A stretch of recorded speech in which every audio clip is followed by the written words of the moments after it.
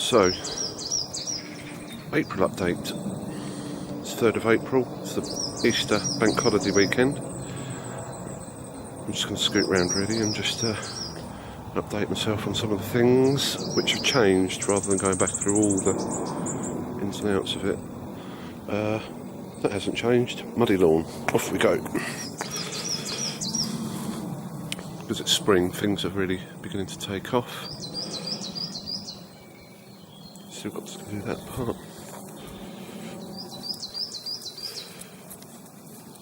But there is a helibore which I transferred from over there by the steps.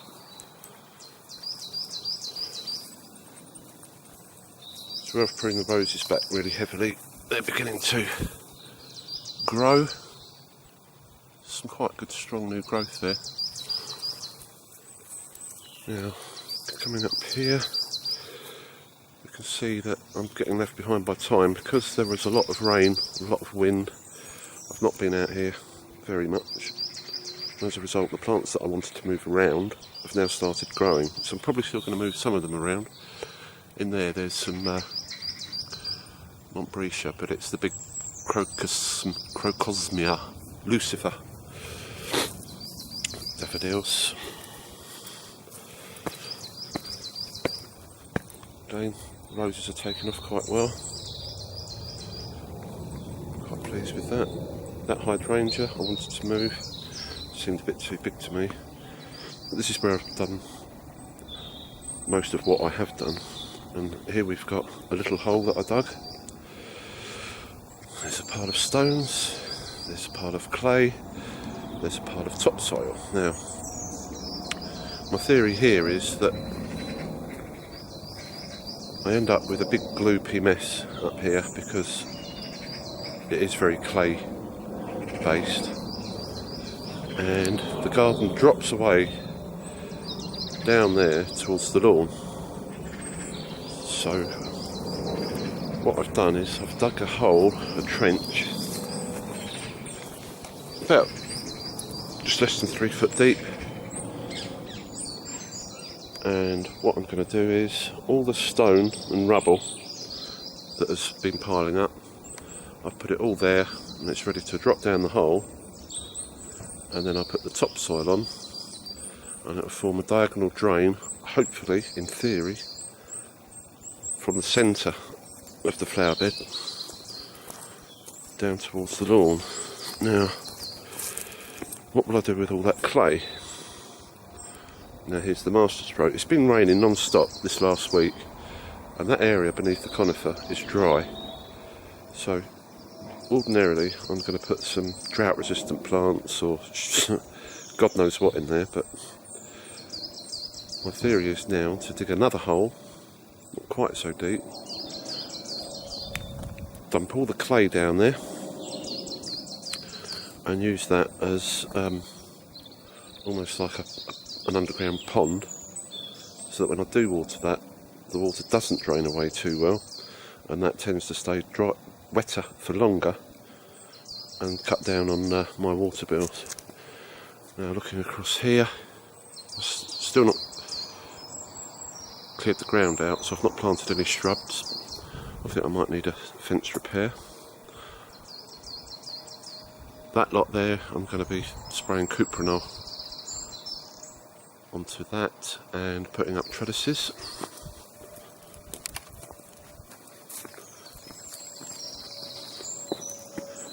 That's the flower bed which was reclaimed, brought back to life after these were cut back. They need cutting back again.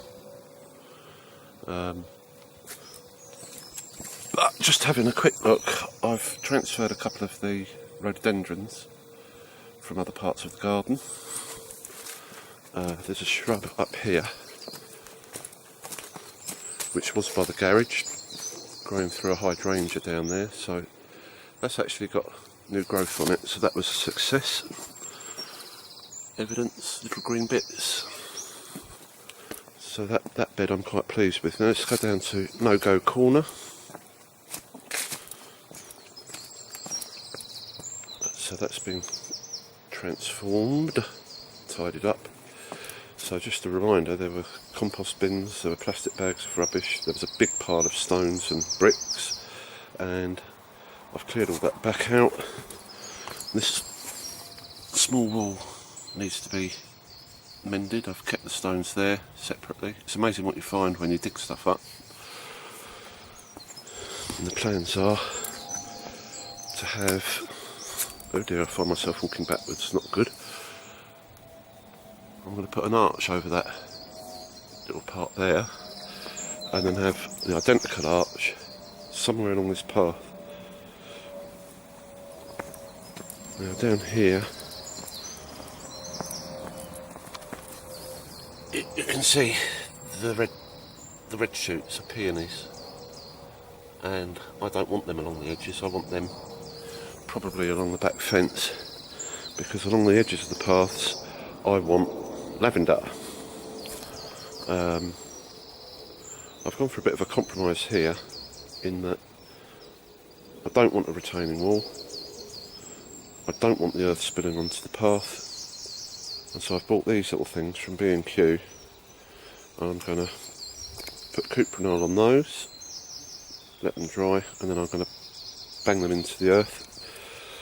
I've got more. I don't really need the same thing on the other side, there's no problem that side, but just for symmetry I'm going to put those in that side as well. So there's actually flowers here.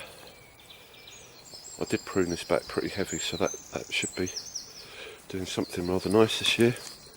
But no-go corner, look at that, I'm quite proud of that. And this section here, which is where the massive rubbish dump was, is now, still wants a bit of digging over, but that's now a source of light at the end of the tunnel. Looking down there, that's just a mass of grape hyacinths, all sorts of bulb plants, and I think I'll call it a day there, and probably make one further along the bank holiday weekend.